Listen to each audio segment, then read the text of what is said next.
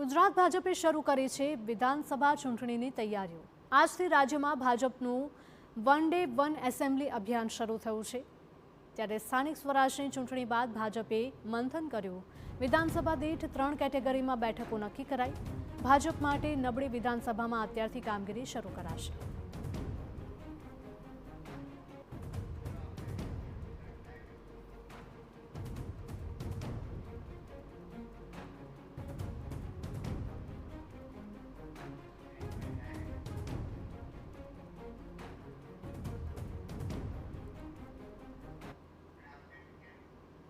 તો વધુ માહિતી સાથે અમારા પોલિટિકલ એડિટર કિંજલ જોડાયા છે। કિંજલ, જણાવશો ગુજરાત ભાજપે અત્યારથી જ વિધાનસભા ચૂંટણીની તૈયારીઓ શરૂ કરી દીધી છે, શું વધુ અપડેટ?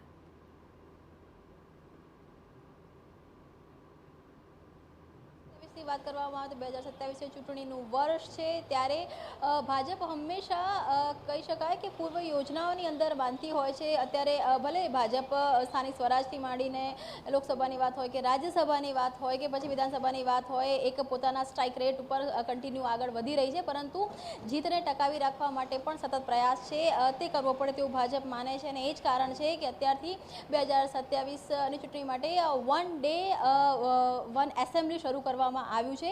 ભૂતકાળની અંદર જ્યારે ભાજપના પ્રદેશ પ્રમુખ સી આર પાટીલ હતા ત્યારે તેમણે વન ડે વન ડિસ્ટ્રિક્ટ કર્યું હતું કે જ્યારે વન ડિસ્ટ્રિક્ટની અંદર તમામ જ એ ડિસ્ટ્રિક્ટમાં આવતી તમામ જે એસેમ્બલી છે તેની અંદર બેઠકો થતી હતી, સંવાદ થતી હતી।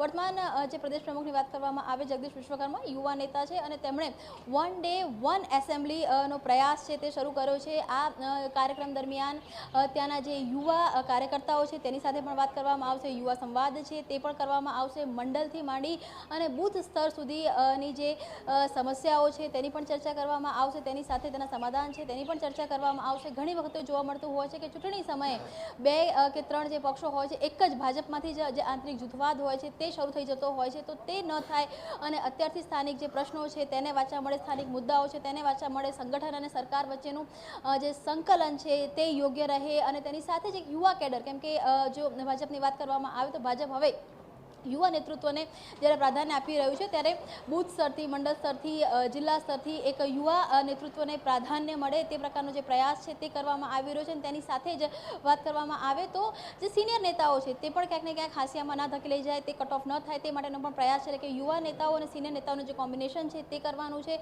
દાહોદથી શરૂઆત થઈ છે, ખાસ કરીને જે આપણે પણ વાત કરી હિરલ કે 3 અલગ અલગ કેટેગરીની અંદર જે આખી કહી શકાય કે તમામ જે વિધાનસભાઓ છે તેને બાયફર્ગેટ કરવામાં આવી છે, કે જેમાં સૌથી જે નબળી વિધાનસભાઓ ભાજપ માટે સ્વાભાવિક છે, ટ્રાઇબ બેલ્ટ અત્યારે એક ખૂબ મોટી સમસ્યા છે, સૌથી જે નબળી બેઠકો છે તેની પર ફોકસ કરવામાં આવશે। ત્યારબાદ જે વિન વિન પોઝિશનવાળી બેઠકો છે તેની પર ફોકસ કરવામાં આવશે અને જે સૌથી શહેરી વિસ્તારની કે જે ભાજપ તરફી કમિટેડ બેઠકો છે તેને સૌથી અંતની અંદર, સૌથી છેલ્લે એ બેઠકોનો પ્રવાસ કરવામાં આવશે। આજથી દાહોદ ભાજપ પ્રદેશ પ્રમુખનો પ્રવાસ છે તે શરૂ થયો છે અને આ એક આખો જે રિપોર્ટ છે તે તૈયાર કરવામાં આવશે અને આખરે જે તે જે કહી શકાય કે વિધાનસભાની અંદર વર્તમાન ધારાસભ્યની કામગીરીથી માંડીને વર્તમાન સંગઠનની કામગીરીથી માંડીને નવા ચહેરાઓ, સંકલન, આ તમામ જે મુદ્દાઓ છે તમામ મુદ્દાઓ પર ભાર મુકાશે। એટલે કહી શકાય કે 2027ની જે તૈયારી છે તે અત્યારથી ભાજપે શરૂ કરી દીધી છે।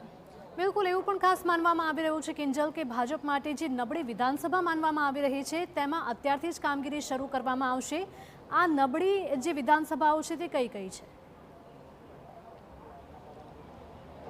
દેખો હિરલ, હંમેશા એવું હોય છે કે કોઈ પણ રાજ્ય હોય તો તેની અંદર એક ચોક્કસ વોટ બેંક હોય છે। આજે કેટલાક વિસ્તારો એવા છે જે એ ચાહે આપ દક્ષિણની વાત કરો કે ચાહે આપ મધ્યની વાત કરો કે ચાહે આપ ટ્રાઇબ વિસ્તારની વાત કરો કે ચાહે આપ ઉત્તર ગુજરાતની વાત કરો, ચોક્કસ પોકેટ હોય છે તે કોંગ્રેસ શાસિત હોય છે। તેની સાથે જે વાત કરવામાં આવે તો આમ આદમી પાર્ટી પણ, જો વિસાવદરની બેઠકની વાત કરવામાં આવે તો વિસાવદર બેઠક એ આમ આદમી પાર્ટી પાસે છે। બીજી તરફ આપ હેમંત ખવાની વાત કરો તો એ પણ આમ આદમી પાર્ટીના મજબૂત ધારાસભ્ય તરીકે જોવા મળી રહ્યા છે। કોંગ્રેસની વાત કરો તો કેટલી બેઠકો આજે પણ ભલે 10 થી 12 બેઠકો ભલે વિધાનસભાની કોંગ્રેસની ગણાતી હોય, પરંતુ તેમનો પ્રભાવ છે બેઠકો ઉપર છે।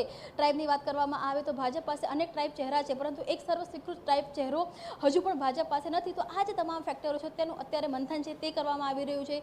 સ્થાનિક સ્વરાજની ચૂંટણીના જે પરિણામો આવ્યા એ પરિણામોનું મંથન કરવામાં આવ્યું છે કે ક્યાં ભાજપની જીત થઈ છે, ક્યાં ભાજપનું નબળું પરફોર્મન્સ છે, ક્યાં ભાજપની એક્સપેક્ટેશન પ્રમાણે જીત નથી થઈ, ક્યાં વિપક્ષ હતો એ વધુ સ્ટ્રોંગ હતો। તો આ તમામ જે બાબતો છે તેનું મંથન કરવામાં આવી રહ્યું છે અને આનો જ એક નિચોડ માટે આજથી ભાજપ પ્રદેશ પ્રમુખ દ્વારા વન ડે વન એસેમ્બલી જે કેમ્પેન છે તે શરૂ કરવામાં આવ્યું છે। બિલકુલ કિંજલ, માહિતી બદલ આપનો આભાર. તો one day one assembly mission છે તે ભારતીય જનતા પાર્ટી દ્વારા શરૂ કરવામાં આવ્યું છે. ગુજરાત ભાજપે શરૂ કરી છે વિધાનસભા ચૂંટણીની તૈયારીઓ અને આજથી જ રાજ્યમાં ભાજપનું વન ડે વન એસેમ્બલી અભિયાન પણ શરૂ થઈ ગયું છે.